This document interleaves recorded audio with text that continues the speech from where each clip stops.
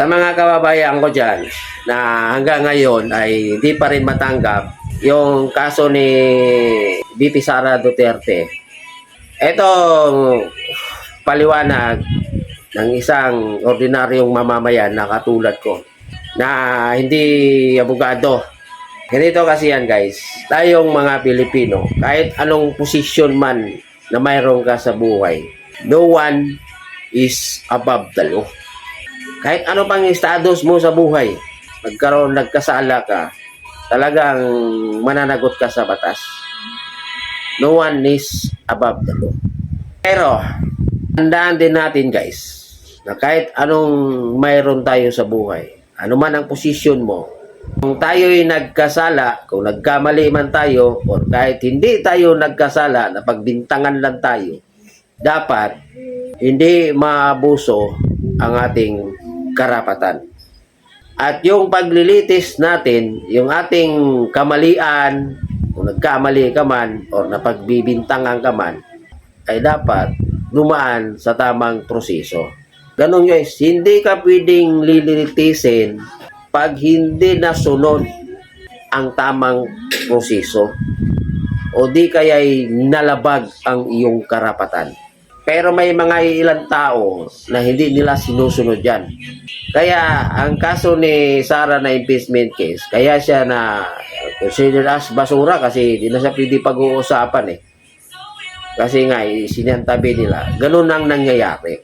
Kung totoo man yung akusasyon sa kanya, kung totoo man na winaldas niya yung pera, pero dapat dumaan pa rin siya sa tamang proseso. Kahit sa inyo mangyayari yan, hindi po pwede na lilitising kayo na hindi kayo dadaan sa tamang proseso. So, ang kaso ni Sara Duterte, hindi siya dumaan sa tamang proseso. Bakit? Nagkaroon ng 4 na file na kaso sa loob ng 1 taon. Nalabag ang karapatan ni Sara Duterte. Kaya kayo, mga ayaw kay Sara Duterte, tanggapin na natin ang katotohanan. Kung totoo man, kung kayo'y naniniwala na nagwaldas talaga si Sara Duterte ng kanyang budget, walang problema doon. Pero kung magkaroon man ng paglilitis kay Sara Duterte, dumaan sa tamang proseso. Kaya yung mga ibang senador doon, halos karamihan, pati yung mga husgado, yun ang desisyon nila na void ang kaso ni Sara Duterte. Kasi sa simula pa lang, mali yung proseso.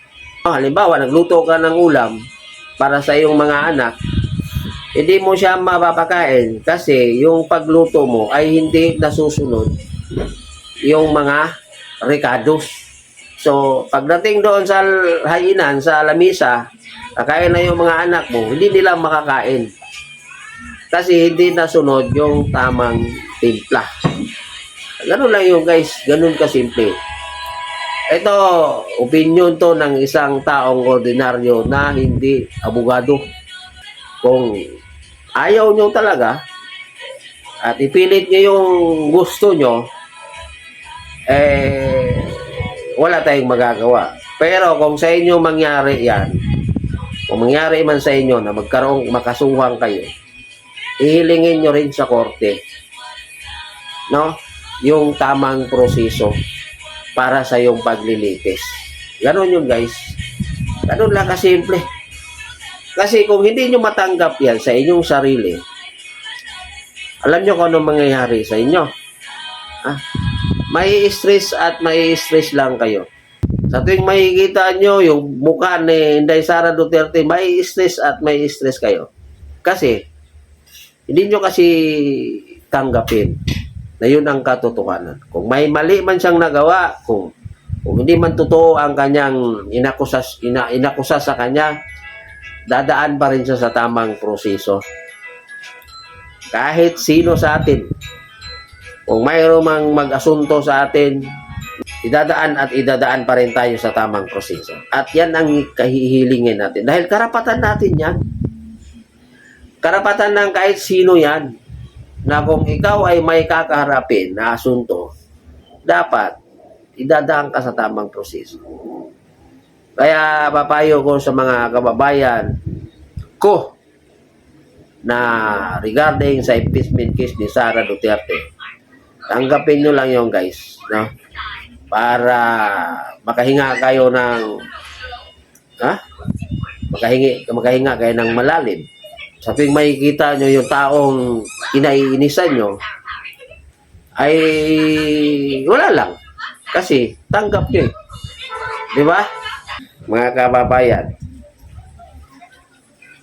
isa sa mga magpapatanggal sa stress ninyo kay Sara Duterte ay yung tanggapin nyo ang desisyon ng Korte Suprema. Bawi na lang kayo next year. Baka matuloy na yung impeachment case ni Sara Duterte.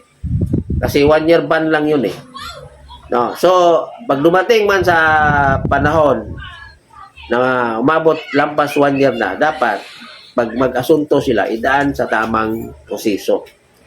Para pagdating ng pagkain sa iyong lamisa, masarap at malasa. So, yun lang.